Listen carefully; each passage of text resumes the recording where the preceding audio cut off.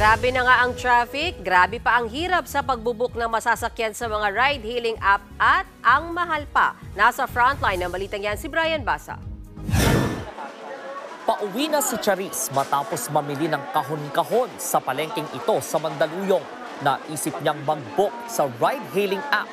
Pero medyo po kasi mataas po yung rate ngayon, lalo po sobrang traffic. Minsan po naghihintay po ako ng isang oras, tapos minsan kakancel pa po. So sobrang hirap po talaga.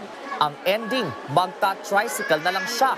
Ganyan din ang pahayag ng ibang pauwi, gaya ni Robert na kasama ang asawa at anak.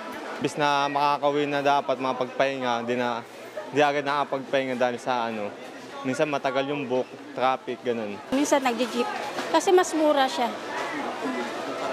Sa taxi, sa Grab. Ang ganitong buhol-buhol na traffic ang dahilan kaya kung minsan nagkakansela ng booking ang mga TNVS driver. Kahit na raw malapit ang pickup, pero kung aabuti ng siyam-siyam sa daraanan, hindi raw yan tinutuloy ng ilang driver gaya ni Leo Alaria. Hindi naman daw dahil sa ayaw nilang maghatid sundo, pero dahil pahirap ang traffic. Sayang na po yung oras po namin na papunta ron. May mga po yan sir, acceptance rate at saka yung sa cancellation rate po.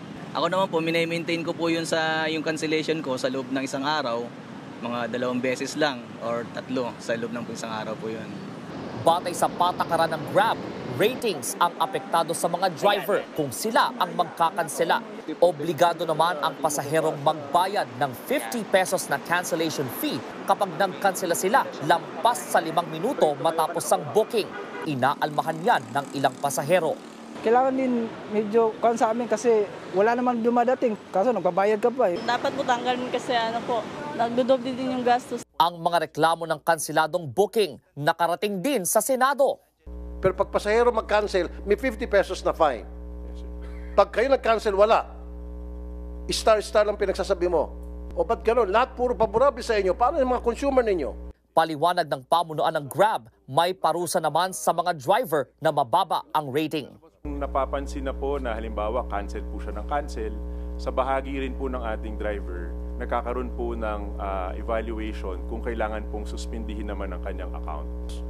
Kung may karapatan ang driver mag-cancel, dapat may karapatan din yung consumer mag-cancel.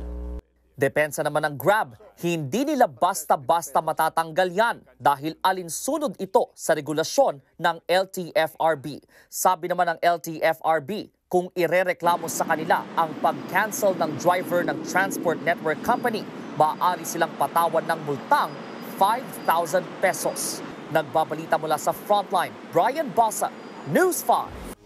Mga kapatid, may Los Baños po. Huwag magpahuli sa mga balita at impormasyong dapat ninyong malaman. Para sa mas malawak na balitaan at diskusyon, mag-follow at mag-subscribe sa social media pages ng News 5.